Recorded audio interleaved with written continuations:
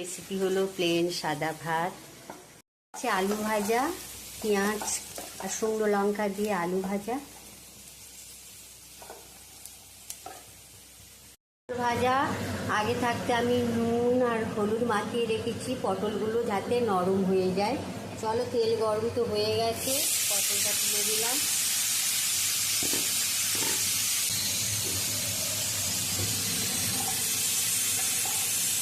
একটু পটলটা কড়া ভাজা হলে তো খেতে ভালো লাগে। আমডাল হচ্ছে আম দিয়ে মুগের ডাল করছি।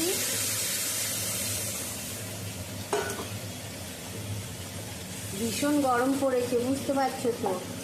তো তার সঙ্গে একটু মুগের ডাল করলাম আম দিয়ে, খেতে ভালো লাগে। আজকে ডিমের ডালনা করছি। দাদাভাই আজকে উঠতে পারেনি, আমিও ঘুম থেকে উঠতে পারিনি, দেখো, সেই জন্য বাজারে যাওয়া হয়নি, মাছও কেনা হয়নি। তো আজকে ডিমের ডালনা, এই ডিম আলু ভাজা হয়ে গেছে। আগে থাকতে মিক্সার করে রেখেছিলাম কাঁচা লঙ্কা, আদা বাটা, টমেটো বাটা, রসুন বাটা, সেটা দিয়ে দিলাম।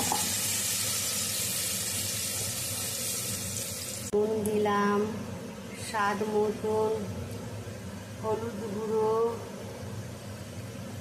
লঙ্কার গুঁড়ো দিলাম স্বাদ মতন, হলুদ দিলাম, দিয়ে ভালো করে এটা ভাজা হয়ে গেছে। এবার দেখছো এতে অল্প জল রেখেছিলাম, বেশি জল দেবো না, এটা একটুখানি মাখা মাখা করবো, এই জল দিয়ে দিয়েছি। আর আগে থেকে দেখছো ভাজা সব ডিম আলু, সেটা তুলে দিলাম।